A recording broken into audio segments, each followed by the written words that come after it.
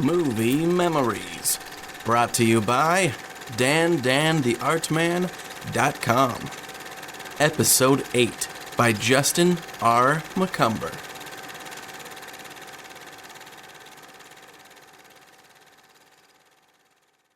A long time ago, in a drive-in far, far away. We human beings are such a mess of thoughts, histories, experiences, and emotions that it's hard to know why we are the way we are. The smallest incident can have the biggest impact, yet we can be oblivious to the large changes that shape our psyche. As the bard says, man is a giddy, flighty thing. I'm sure thousands of therapists and psychiatrists would agree. I'm just as prone to it as the next guy. But there was one moment in my past that I clearly remember as a pivotal one in my development, not just as a human being, but also as a lifelong geek.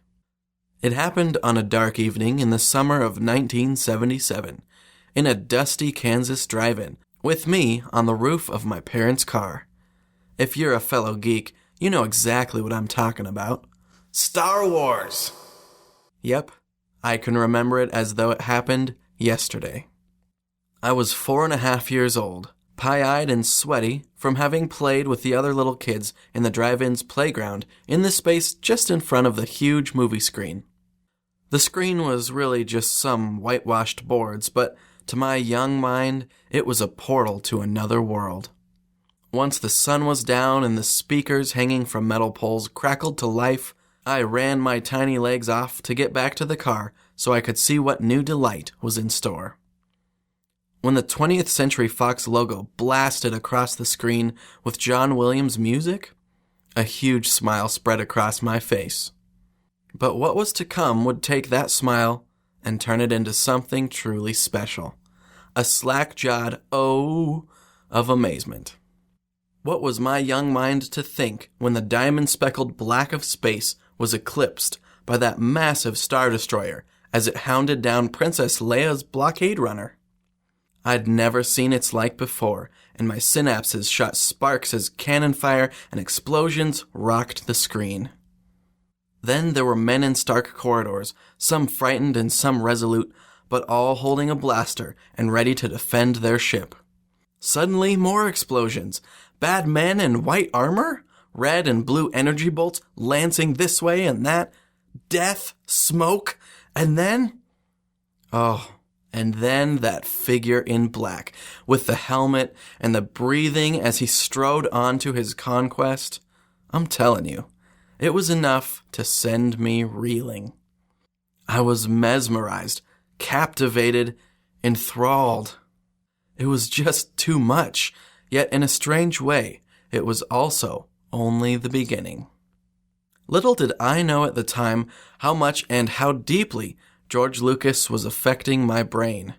Over the course of that evening, I was wholly turned into a sci-fi loving nerd of the highest order. Sports? Boring. Police shows on television? Meh. For me, if it didn't have lasers and starships, I wasn't interested. Over time, I discovered the fantasy elements that were not so subtly ingrained in the Star Wars story, so I came to love the fantasy genre as well, and then in my teens I came to love horror too. But my first love was Star Wars, so I will always be a sci-fi guy in my deepest core, and I couldn't be more proud. Being a geek from such an early age brought a lot of great things into my life. It brought a love of reading, a love of gaming, both electronic and paper and dice, a love of technology, and most importantly, a love of writing. When other kids were off playing baseball, I was at my desk writing stories, learning how to operate a computer, or reading Asimov. Now that I sit here as a pudgy older guy, I think perhaps I should have given that sports thing another try, but I wouldn't trade a day of my past if it meant giving up who I am. I love who I am.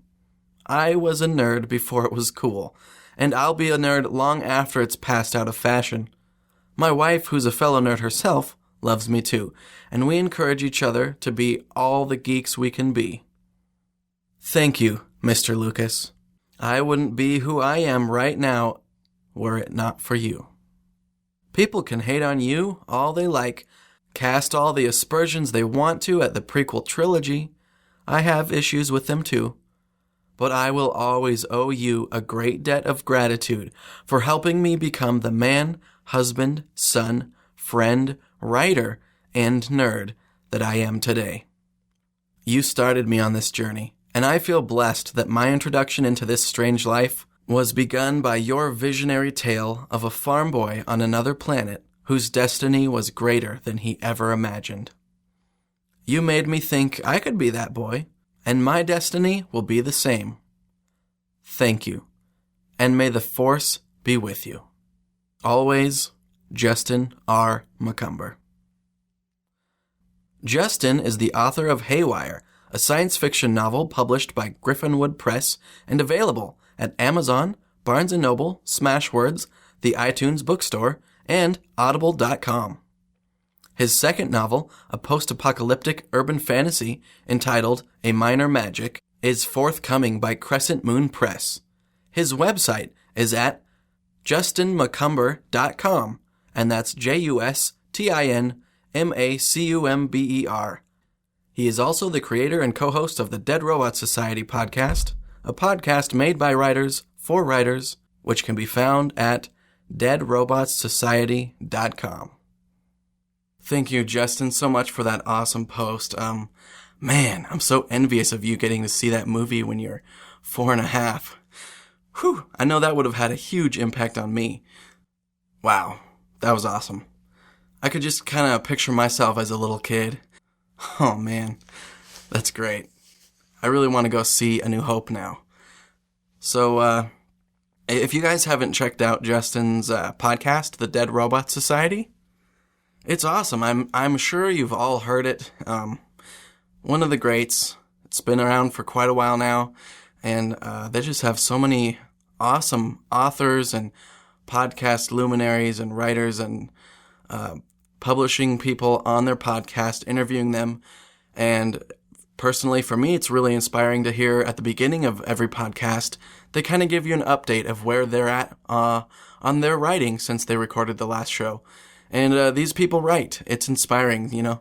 They get the pen to paper, or they get those fingers on the keyboard. So it's really cool, inspiring to hear that. And like I said, they just have tons of amazing content. And dude, Justin, congratulations on your books being published, Haywire and A Minor Magic.